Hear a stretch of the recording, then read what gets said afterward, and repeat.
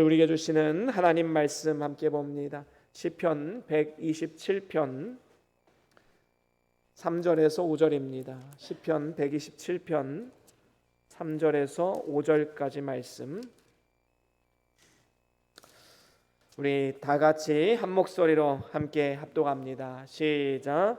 보라, 자식들은 여호와의 기업이요 태의 열매는 그의 상급이로다. 젊은 자의 자식은 장사의 수중의 화살 같으니 이것이 그의 화살통에 가득한 자는 복되도다. 그들이 성문에서 그들의 원수와 담판할 때에 수치를 당하지 아니하리로다. 아멘. 아멘. 예, 우리 다 같이 말씀 들고 함께 선포합니다. 시작. 주의 말씀은 내 발의 등이요 내 길의 빛이 되십니다. 주여 말씀하옵소서. 주의 종이 듣겠나이다. 아멘. 아멘. 예, 오늘은 시편 127편 3절에서 5절 말씀으로 다음 세대의 축복이란 제목으로 말씀을 나눠보길 원합니다. 5월은 어린이날도 있고 또 어버이날이 있습니다. 그리고 21일은 부부의 날이기도 하지요. 그래서 가정의 달이라고 부르기도 합니다. 여러분, 가정은 하나님께서 제정하신 거룩한 제도이지요.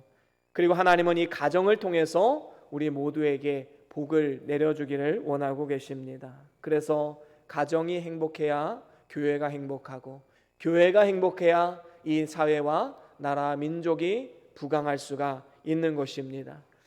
특별히 가정의 자녀들, 그리고 우리 교회의 다음 세대 어린이들, 하나님께서 우리에게 주신 축복이지요. 우리의 다음 세대가 축복인 이유가 무엇입니까? 오늘 본문 말씀에 보면 세 가지 정도로 나타나고 있음을 우리는 볼 수 있습니다. 다음 세대가 우리에게 축복이 되는 첫 번째 이유는 하나님이 주신 기업이기 때문입니다. 오늘 본문 3절에 보니까 이렇게 말씀을 하지요. 보라, 자식들은 여호와의 기업이요 라고 말씀합니다.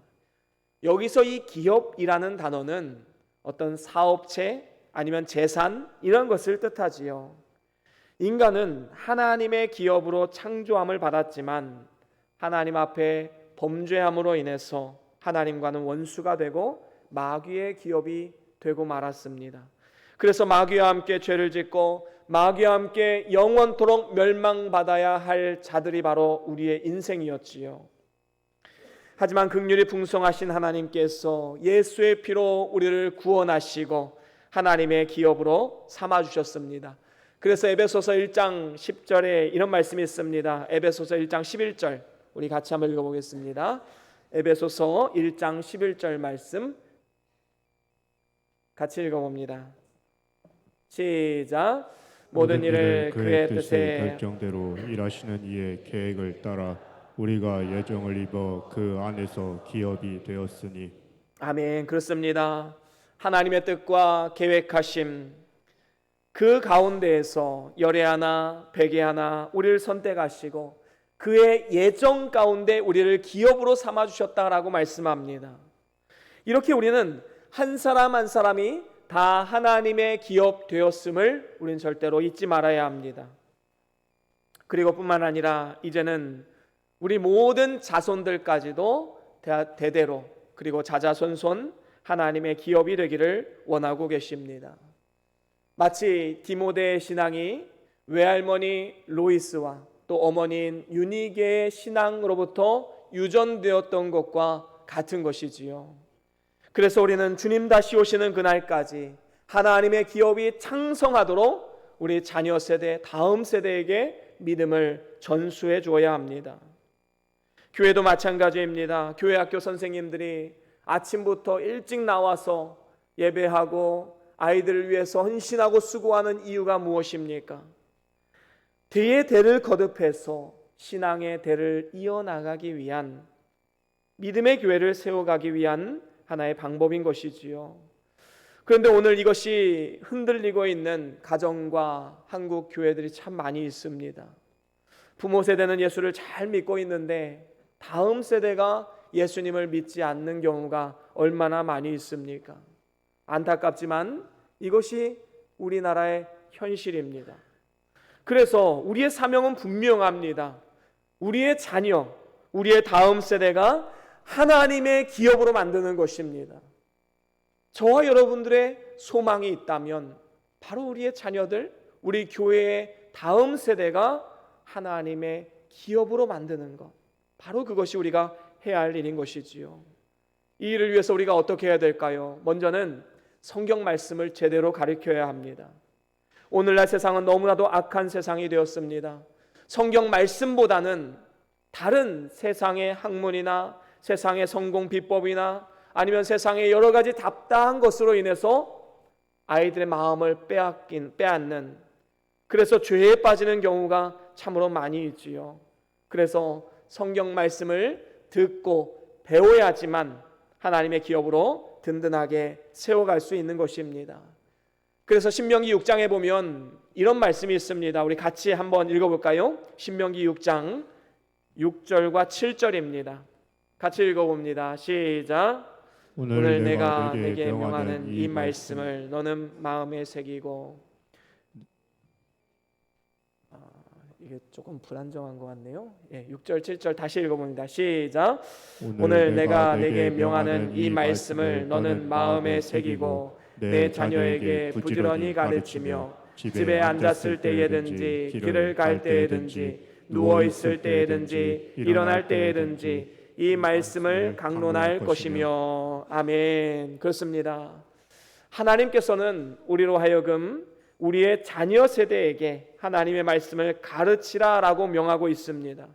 그래서 하나님의 말씀을 가르칠 때에는 먼저 너의 마음에 새겨서 네가 먼저 하나님 말씀을 받아라라고 말씀하고 있는 것입니다. 여러분, 내가 바로 서 있지 않고 어떻게 우리 자녀 세대, 우리 다음 세대에게 하나님 말씀을 전할 수가 있겠습니까? 내가 먼저 말씀 위에 바로 서야 합니다. 그래서 자녀들에게 하나님 말씀대로 사는 본을 보여주면서 자녀들에게 말씀을 부지런히 가르쳐야 한다는 것이지요. 그래서 7절에도 보면 앉았을 때에도 길을 갈 때에도 누웠을 때에도 일어날 때에도 주의 말씀을 강론하라라고 말씀합니다. 이 말씀은 언제든지 어디서든지 하나님의 말씀을 가르쳐야 한다라는 사실을 우리에게 가르쳐주고 있는 것입니다. 그렇습니다. 하나님의 말씀인 성경은 우리에게 많은 유익을 줍니다. 디모데후서 3장 16절과 17절 말씀, 우리가 잘 아는 말씀이지요. 같이 한번 읽어보겠습니다. 시작. 모든 성경은 하나님의 감동으로 된 것으로 교훈과 책망과 바르게 함과 의로 교육하기에 유익하니 이는 하나님의 사람으로 온전하게 하며 모든 선한 일을 행할 능력을 갖추게 하려 함이라. 아멘. 그렇습니다. 하나님의 감동으로 기록된 이 성경은 교훈과 책망과 바르게 함과 의로 교육하기에 유익하다라고 말씀합니다. 그리고 하나님의 사람으로 온전케 만드는 능력이 바로 하나님 말씀에 있는 것이지요. 만약에 가정에서 부모가 성경 읽는 것에 본을 보이지 않고 오로지 세상 공부만 첫째로 생각한다면 자녀들이 어떻게 자라나겠습니까? 교회에서도 마찬가지입니다. 하나님 말씀을 우선으로 하지 않고 그냥 재미 위주로만 간다면 어떻게 되겠습니까? 뿐만 아니라 교사가 먼저 성경을 읽지 않으면 어떻게 됩니까? 우리의 자녀들과 다음 세대에게 야, 너 성경 읽어야 된다, 말씀대로 살아야 된다, 과연 그 말을 할 수 있을까요? 아마 할 수 없을 것입니다. 본이 안 되기 때문이지요. 여러분, 자녀들이 아무리 세상 공부를 잘하고 성공했다 할지라도 성경 말씀을 제대로 배우지 않고 성경 말씀대로 만들어지지 않으면 그것은 마치 모래 위에 세워진 집과도 같습니다. 풍파가 일면 금방 무너질 수밖에 없는 것이지요. 그리고 그것은 하나님의 기업이 아니라 마귀의 기업이 될 수밖에 없는 것입니다. 우리는 우리 자녀들과 다음 세대를 하나님의 기업으로 만들어야 합니다. 집에서도 함께 성경을 읽고 가르치는 분위기를 만들어야 합니다. 교회에서도 하나님의 말씀을 가르치고 부모와 교사된 우리가 사명감을 가지고 이 귀한 직분을 감당해야 될 줄로 믿습니다. 이렇게 하나님의 기업으로 만들기 위해서 우리가 다음 세대를 놓고 함께 기도해야 할 뿐만 아니라 우리 자녀 세대를 위해서 또 가르치고 또 기도도 함께 해야 합니다. 자녀들을 하나님의 기업으로 삼는 것은 부모나 교사의 힘만으로 되는 게 아닙니다. 하나님의 도우시는 은혜가 있어야 되지요. 잘 가르치는 것만으로 되는 게 아니라 함께 기도하며 하나님의 도우심을 구하며 나아가야 되는 것입니다. 하나님은 전능하신 분이기 때문에 믿기 이전에 사도 바울과 같이 전혀 가능성 없던 사람도 변화시켜서 하나님의 일을 하는 놀라운 능력의 도구로 사용하실 수 있는 분이십니다. 그렇기 때문에 하나님 앞에 우리의 자녀들과 다음 세대를 맡기고 이들을 위해서 기도하는 사명을 절대로 잊지 말아야 합니다. 예수님께서 십자가를 지고 골고다 언덕길을 걸으셨을 때 수많은 여인들이 그 뒤를 따르며 함께 눈물을 흘렸습니다. 그때 예수님께서 뭐라고 말씀하십니까? 예루살렘의 딸들아, 나를 위하여 울지 말고 너희와 너희 자녀들을 위하여 울라라고 말씀하셨습니다. 그렇습니다. 우리 하나님께서는 우리가 우리의 자녀들과 우리 다음 세대를 위해서 눈물로 기도하기를 원하고 계십니다. 오늘날 우리 자신을 생각해 볼 때 참으로 하나님 앞에 바로하지 못한 그러한 많은 모습들을 보면서 먼저는 우리 자신을 위한 회개의 눈물을 흘려야 될 줄로 믿습니다. 내가 바로 서 있지 못해서 우리 자녀들과 우리 다음 세대에게 좋은 영향력을 끼치지 못했던 그것을 우리는 회개해야 되지요. 그리고 더 나아가서 이제는 우리 자녀들, 우리 다음 세대를 놓고 함께 기도해야 될 줄로 믿습니다. 하나님 앞에 맡기고 눈물로 기도하는 부모의 자녀, 그리고 눈물로 기도하는 교사가 가르치는 학생들, 여러분 절대로 낭망하거나 넘어지지 않습니다. 일시적으로는 방황할 수 있겠지요. 하지만 반드시 주님 앞에 돌아오는 날이 분명히 있다는 사실입니다. 그 믿음을 가지고 우리는 끝까지 기도하며 우리의 자녀와 다음 세대를 위해서 기도해야 될 줄로 믿습니다. 우리가 잘 아는 성 어거스틴이라는 사람이 있지요. 이 사람은 우리가 잘 알듯이 젊은 시절 많은 방탕함 가운데 살았던 사람입니다. 그 당시 이단이었던 마니교에 심취해 있었고 또 온갖 세상 향락에 빠져서 그렇게 살아갔던 사람이었습니다. 하지만 그의 어머니 모니카는 끝까지 포기하지 않았습니다. 눈물로 기도하며 자식이 주님 앞에 돌아오기를 항상 기도하며 나아갔지요. 결국에 어떻게 됩니까? 이 어거스틴은 진실된 회심을 하고 이제는 위대한 신학자이자 목회자로 일평생 쓰임받게 되었습니다. 이런 부모의 눈물의 기도가 이렇게 중요한 것입니다.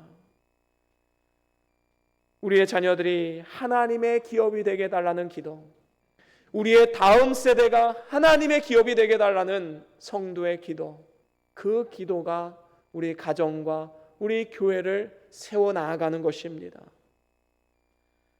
그런가 하면 이제 마지막 두 번째로는 여호와의 주신 상급이기 때문에 우리의 다음 세대는 하나님이 주신 축복입니다. 오늘 본문 3절 하반절에 보니까 이렇게 말씀을 합니다. 태의 열매는 그의 상급이로다 라고 말씀하고 있습니다. 자녀들을 하나님께서 상급으로 주셨다라고 말씀하고 있지요. 물론 모든 자녀들이 다 상급이 될 수는 없을 것입니다. 교회에 나온다고 다 구원받는 것도 아니고 또 모든 자녀들이 다 구원받는 것도 아닐 것입니다. 가지가 많은 나무에 바람 잘 날이 없다라는 말이 있듯이 자녀가 많다는 것이 다 복이 될 수도 없습니다. 예수님은 12제자를 양육하시고 그들을 길러내셨지만 그 중에 한 사람 가룟 유다가 있었습니다.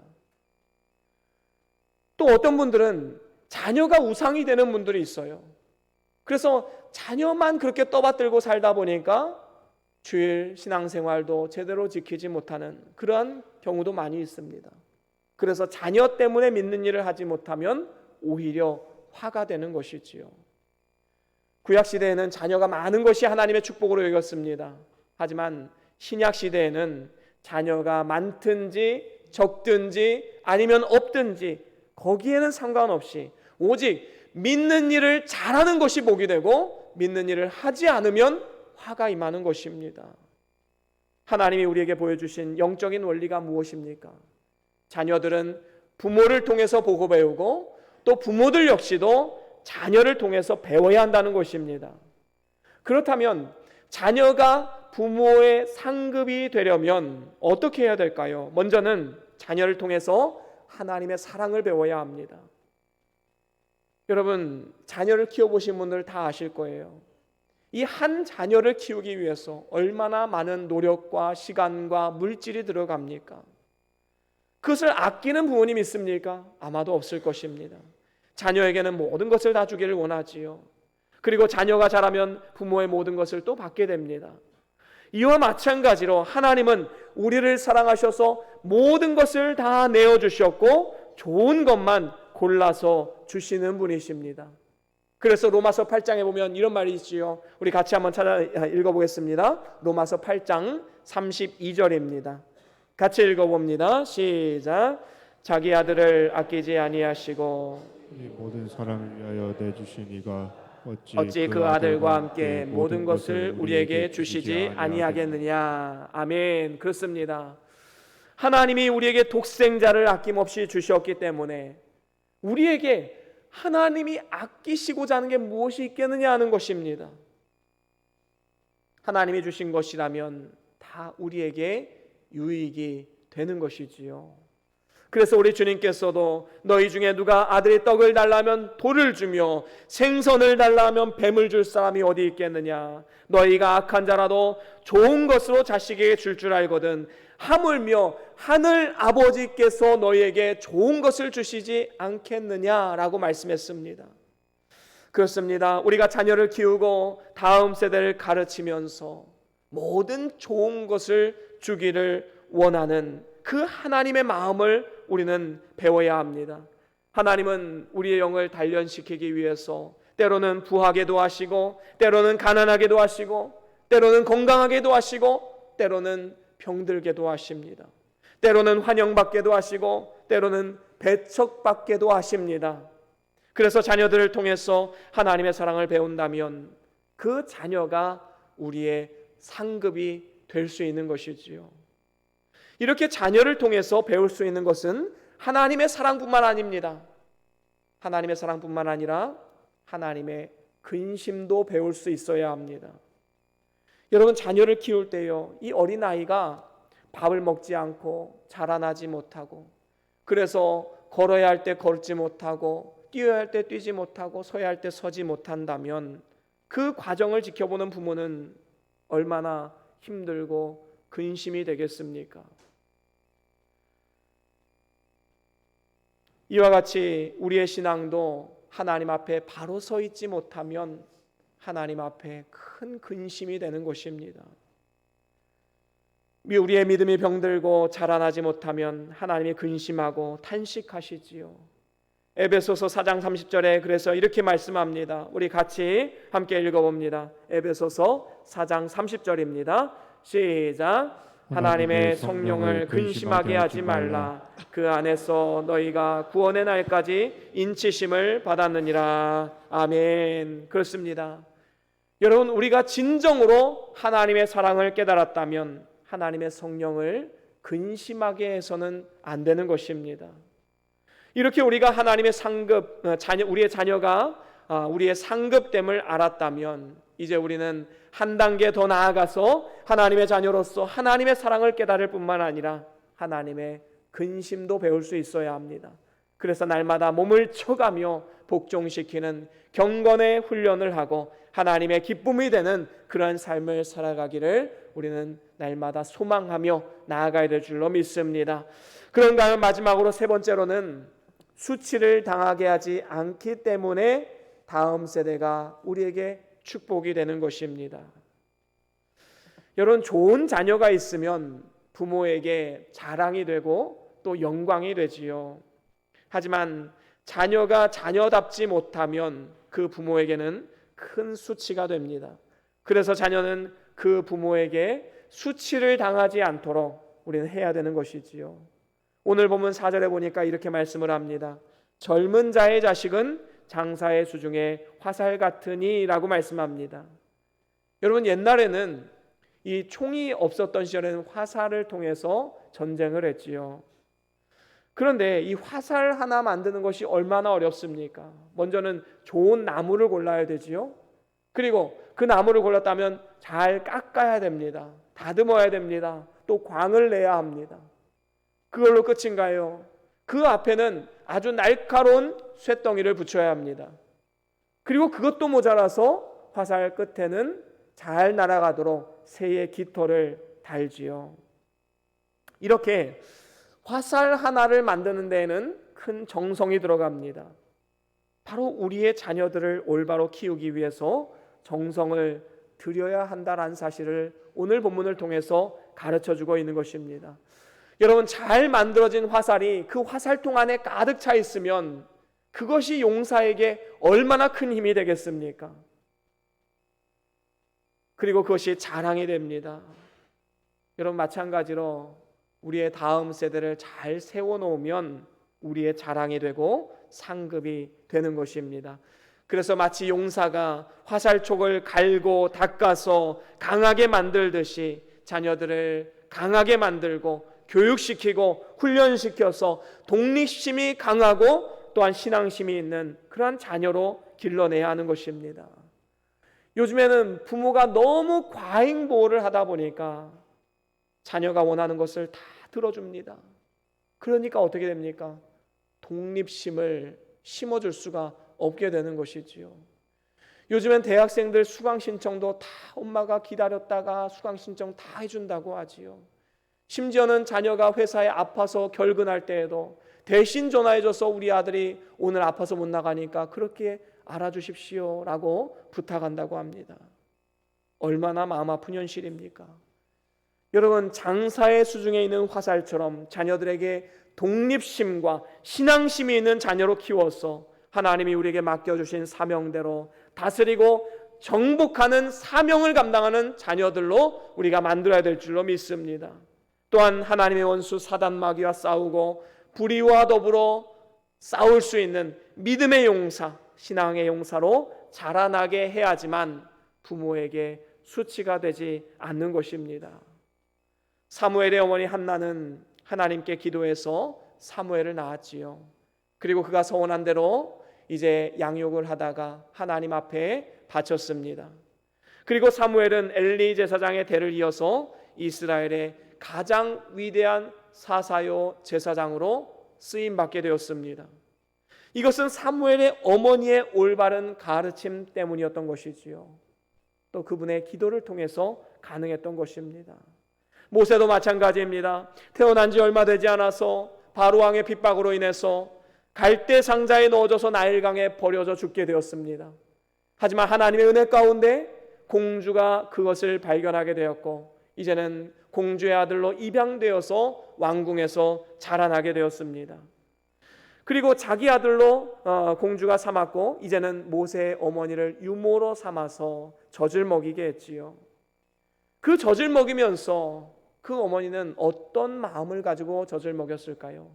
그리고 유모로서 아이들이 자라나면서 모세가 자라나면서 어떤 마음가짐으로 이 아이를 양육했을까요?